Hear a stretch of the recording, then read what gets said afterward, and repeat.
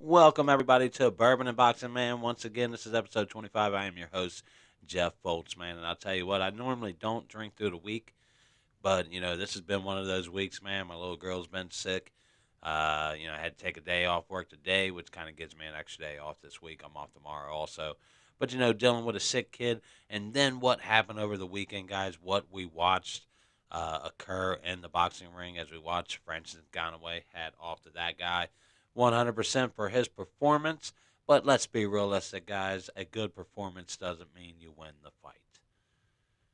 Even if your heart says that's who you wanted to win, it doesn't always mean that's who won the fight, man. We'll break that fight down. We'll get more into it.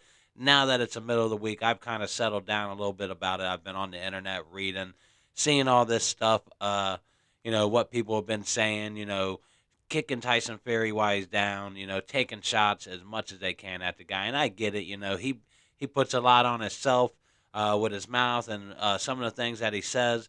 And he's not a well-liked guy in boxing already, so this fight definitely didn't help his reputation, man.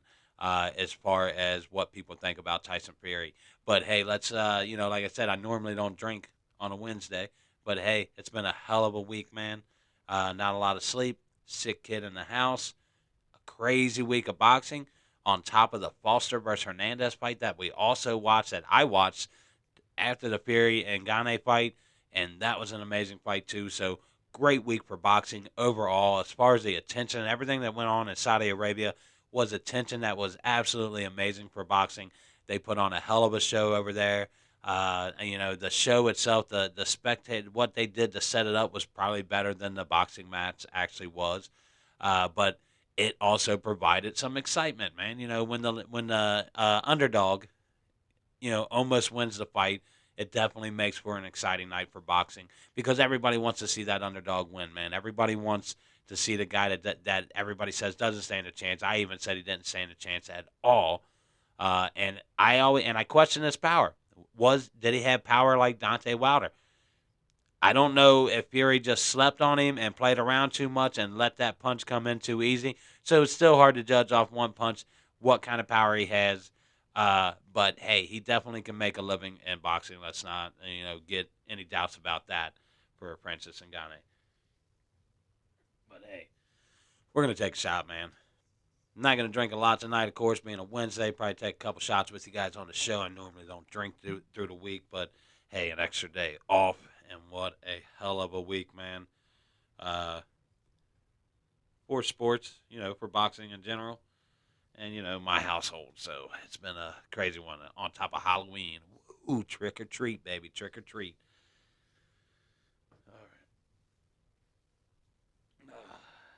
Let's hope the soda don't explode on me. Call me out on my bullshit. I mean, guys, honestly, yeah, I gave Ngannou zero chance, and I said it from the beginning.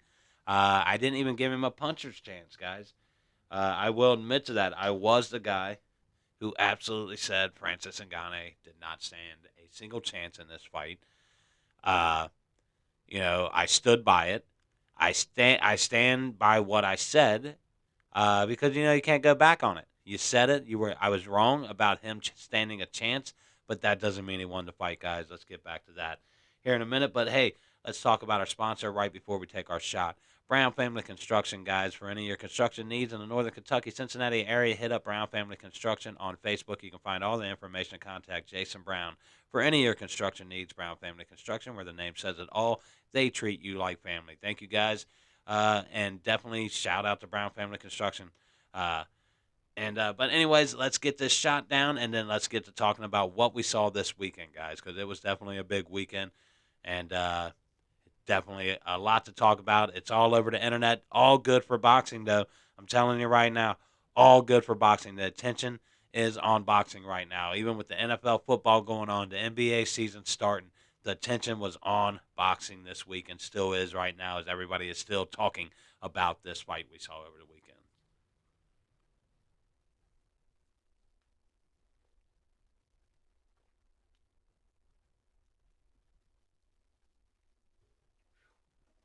Man, Camp Dennison, excuse me, it's one of my favorite go-tos.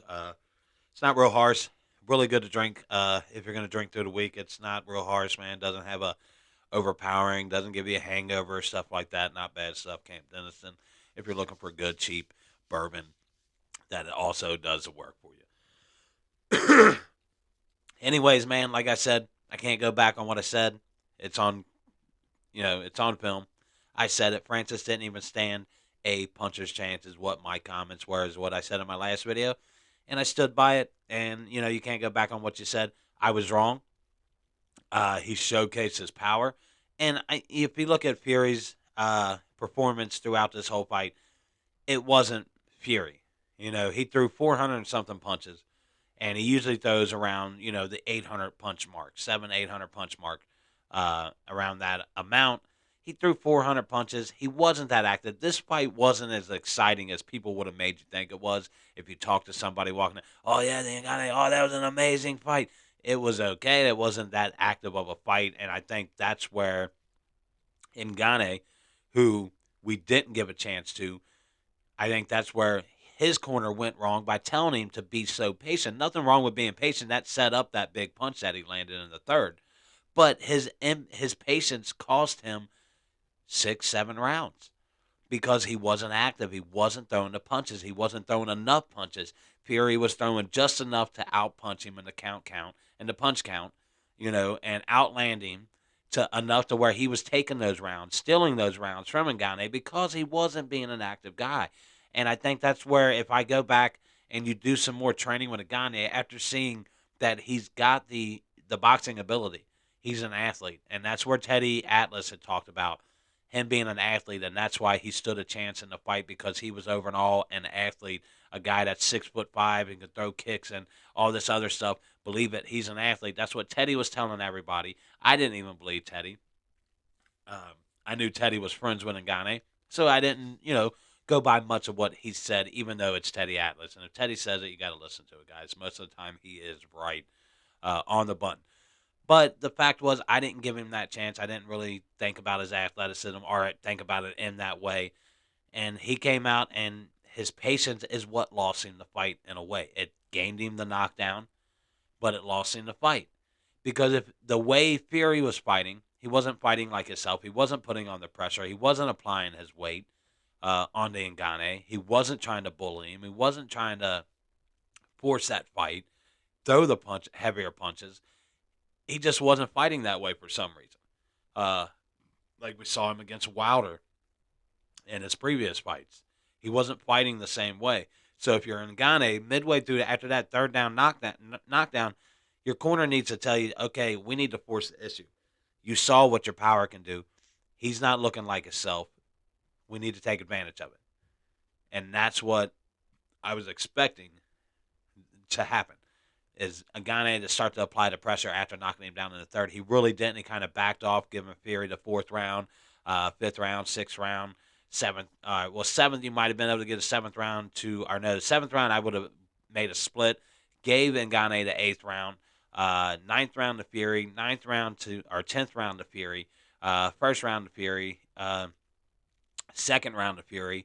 So, I would have given Ngannou the third round, maybe the second and third round. Second, third round, and eighth round is what I would have gave Fury. Split round with the seventh.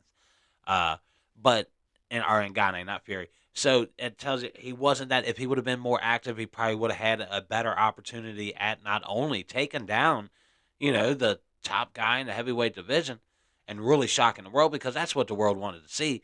So at the end of the fight, everybody cried he got robbed, and that's all I've heard all week on sites all over everywhere, man. People, oh, he got robbed, blah, blah, blah, he got robbed. Go back, watch the fight, look at the scorecards. He didn't get robbed. He just was inactive. He cost himself. He robbed himself. If he wants to say he got robbed, he robbed himself of a fight by the way he fought.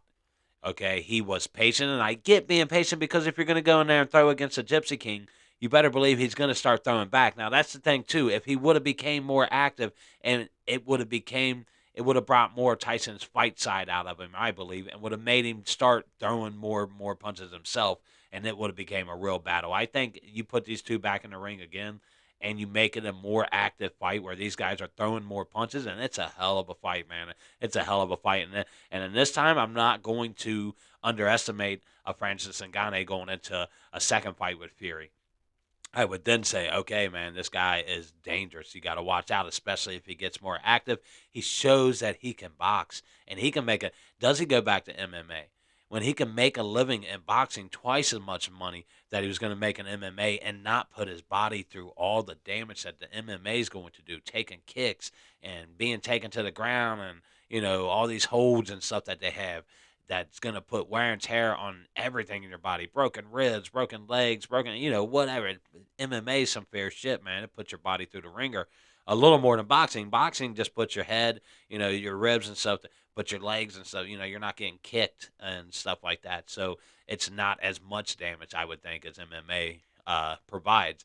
But, he can make a really good living in a really weak heavyweight division. The heavyweight division is extremely weak, guys. We all know that, man. It is weak at this moment. A guy like Francis Ngannou can come in and be a top 5 guy immediately in the heavyweight division, take on a top guy. Zhang's out there looking for a big fight. Fury hasn't signed on with Joshua. Joshua's looking for another fight. These are all big fights to be made. I mean, Zhang, him, Joshua, Wilder are all Zhang, Wilder, Joshua, all incredibly good fights for Ngannou to fight. And I mean, if you're a young guy and you're wanting to show that you're the God, Big Baby Anderson, I don't know if Big Baby Anderson wants any of that, but hey, put him in there against a guy like Ngannou. God, no, that's a scary fight for. I don't know if that young man could take that punch. That's a lot of power. Francis, I mean, you look at him, man. He's big. When I saw him in that ring, he's a lot bigger than what he looks because he's wide, man. He's wide. So that's how some people are wide, and it makes them look like they're freaking mountains sometimes.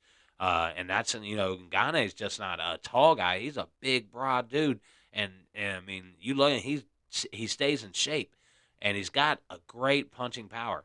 So, I mean, I give him all the credit for getting the best punch in the fight, you know, giving us the best action in the fight as far as, the eighth round and his third round knockdown.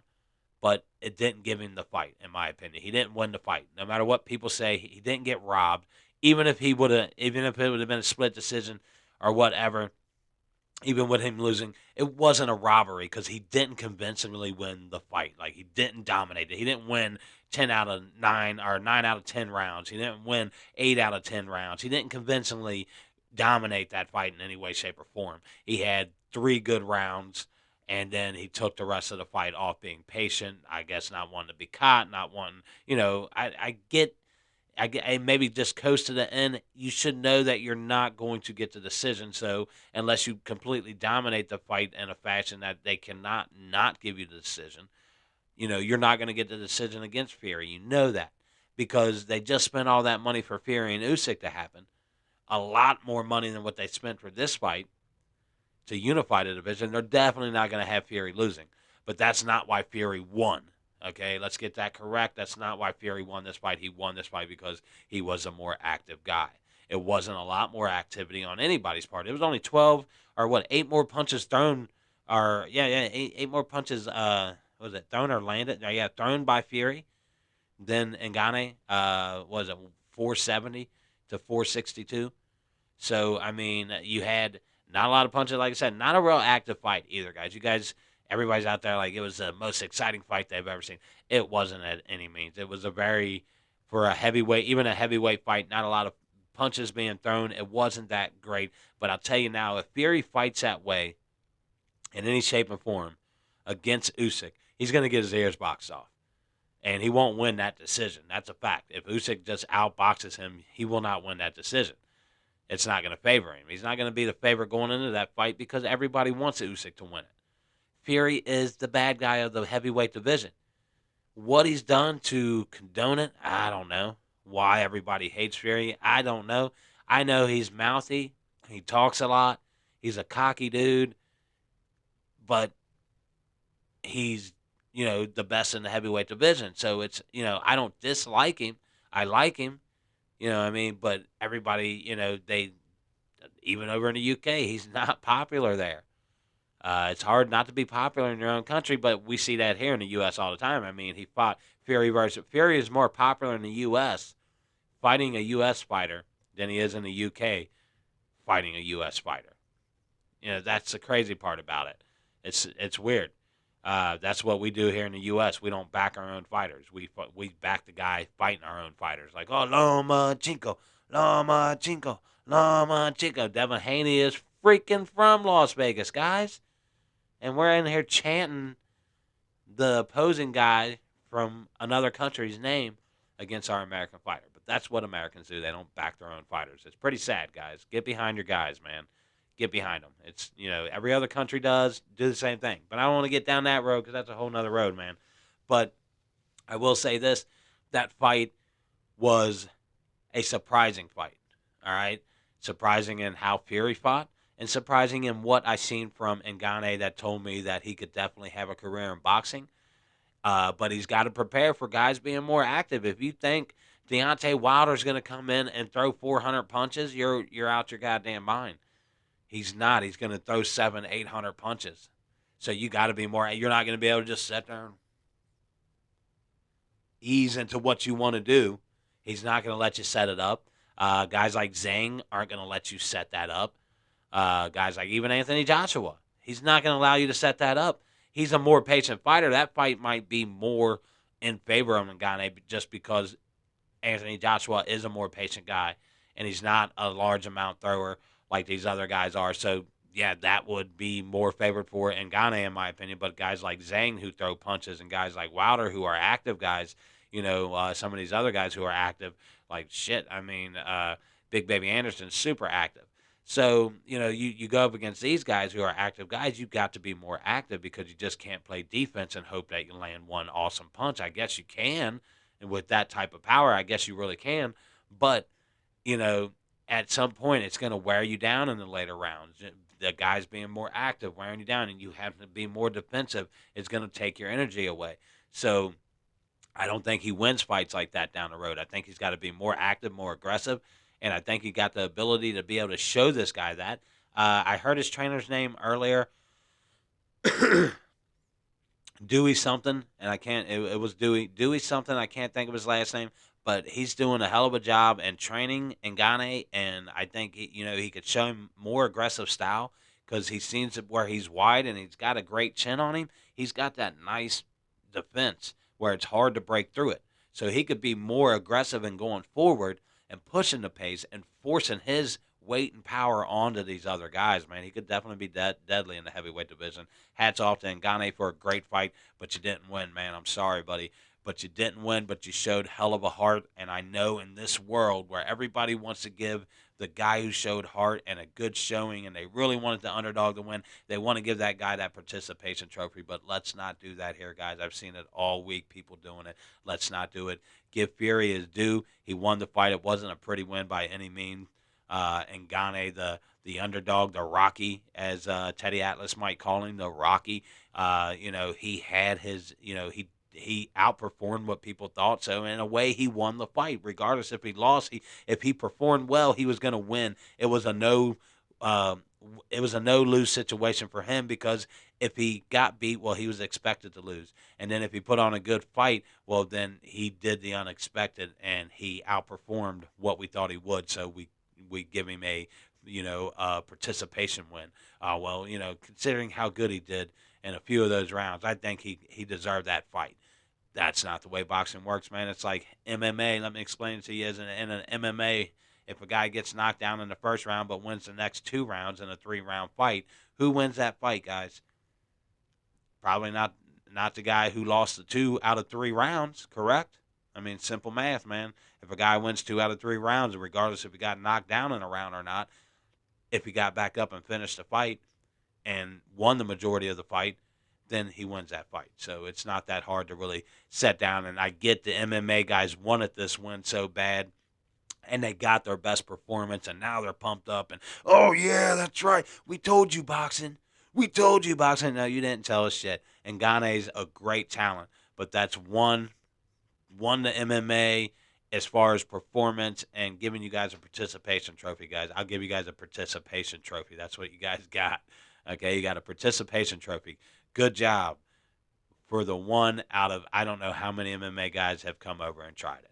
But let's hope there's not much more of it, man. I think Ngannou has a future in the sport, and I'd love to see him to continue in the sport. But I don't want to see much more of the crossover going on with active fighters. As far as an exhibition and all that, that's all good and dandy. But I think active guys like the Usyk and Fury fight should have been happening. That's what we should have saw this weekend, guys. We should have saw a heavyweight unification this weekend, but instead we got an exhibition fight. Uh, was for no titles, which everybody thought, well, God is the champ. Well, it would have been for whatever that belt they gave him over there was. That's not an actual belt that holds any meaning in boxing. But it was a no title fight, so it was an exhibition. I don't want to see active guys taking exhibitions when they should be taking real fights. We want to see real fights. I'm not saying this wasn't a real fight. It was an exhibition fight, so it wasn't accounted. Uh, so, anyways, going past that, we also had another great fight this weekend, man. As soon as I got rid of this fight, I turned it off, and I was kind of like, oh my god, what the fuck did I just watch? Like, Fury fought like shit, and then Conway looked better than what I thought he was gonna look. How do I mask this fight? To sit down, rewatch it again, kind of go over what I saw. Who won the fight? Who did Ngannou? Was it a split decision? Could it have been? And then going back, no, Fury won the fight, but it was just a tough fight. But after that, I jumped over to what the fight that I really wanted to watch, my fight of the week, which was Foster versus Hernandez, and that fight turned out to be a hell of a fight with Hernandez being what I thought Hernandez was. I said this was a super deadly fight for Foster going in, and Foster did exactly what I said he needed to do. Now Rocky was getting the majority of the rounds, and he was winning the fight going into I want to say the later rounds. He was definitely winning the fight on the scorecards according to the judges. But what I was seeing, guys, was Foster fighting the perfect fight, guys. It looked like a fight he might have been losing, but he wasn't losing that fight, man. Even like he put it on in the later rounds, of course, started coming more around, but his defense in the early rounds, Rocky was active, hunting him down, backing him up. He was fighting on his back foot, doing the back step or the step back. Perfect, man. And his defense was on point. Rocky was being active, but he wasn't able to land those heavy, heavy punches that he wanted to hurt Foster. So Foster was never really in any trouble with Rocky. It looked like Rocky was just in there giving him a beating, but the fight that I saw, guys, was Foster fighting the perfect defensive fight, and he backed up, and he just played the perfect step back, fought on his back foot, and just absolutely, I mean, great fight by both guys. Great fight overall, going into the 11th round. The 11th round in this fight had to be the absolute best round I've seen all year in boxing. If you did not see the 11th round, go look up Foster versus Hernandez. Check out the 11th round. See if you can find it on YouTube, wherever, man. The highlight for that 11th round was just absolutely amazing. What a banger. The fight was great overall, but the 11th round was amazing. Uh, Rocky Hernandez got hurt by Foster in the 11th round. He was on his back foot. He's backing up. He's getting beat down by Foster. Foster is not able to take him out, and somehow Rocky lands a nice little left hook onto Foster's jaw, sends him back wobbling a little bit. Now he's in trouble. Now you got Foster on the back end of his legs, but he doesn't quit. He just starts throwing punches. Hernandez is throwing the punches, and it's just an all-out brawl, fellas, to end the end of that round with Rocky, who looked like he was on the outs. He was about to get knocked out in the 11th round, and then he lands one punch and changes the whole, trajectory of the round to where, and almost his favor to where he almost has Foster knocked out. But then Foster starts throwing back, no, baby, wow, I'm not out of this. Starts landing big punches. Just an amazing round. Amazing round. If you didn't watch it, man, you got to go back and watch that round. Just unbelievable, man. Going into the 12th round, though, Foster knew he had Rocky on the edge. He was still hurt from the big punch that he landed on him, the big punches that he landed on him in the 11th round. Both of them came out in the 12th, and Foster just immediately jumped on him and put Rocky down 2 times. And then the third time, the ref stopped it. Ref stoppage early in the 12th round. Just an amazing fight overall. An amazing. Everybody had Foster down, so let's call it a comeback from Foster. Even though I would have seen it that after the sixth round, Foster starts to come along. So if it goes 6-12, then even if it goes to the decision, Foster might have come down to a split decision. But being in Hernandez's backyard, I'm saying that it would have probably went to Hernandez in a decision. I think Foster knew that. Said, hey, I was down early on the scorecards. They're not going to favor me going into a decision, so I got to knock this guy out. And baby, did he do it? Yeah, he did, and he did it in spectacular fashion, man. Foster is an incredible fighter, especially when I seen his outlook and how he went into that fight. Exactly the way I said he should have went in, on the back part, do the step back, fight on your back foot, and play defense and stick and move, make him chase you down, and he's going to wear down. Especially that was a big thing with Rocky. He's never went that far into a fight, so it was how was he going to be with his stamina, and we saw it after the eighth round. He just started to drop down as far as his defense. He wasn't chasing around; he was being chased instead of doing the chasing. So we saw what happened when he went into the later round. So hell of a fight, like I thought it was going to be. And I almost favored Hernandez a little bit, but I like Foster a lot. And I said if he did what I thought he should do, he could win this fight, and he did exactly that, man. And he won the fight in spectacular fashion with a KO to end it. Great fight overall, and a great fight to end the weekend with. Uh, and it got completely overshadowed by the Fury and Gane fight. No one's talking about it, so I definitely wanted to jump on there. Foster Hernandez, shout out to you guys. Hell of a freaking fight, man. Anybody who didn't watch that, uh, if you're a boxing fan, go watch this fight. It was a hell of a fight from round one to round 12. Went 12 rounds, ended with a KO. It doesn't get any better than that, guys. Doesn't get any better than that. But for sure, go in there and check it out, and you'll love it just like me.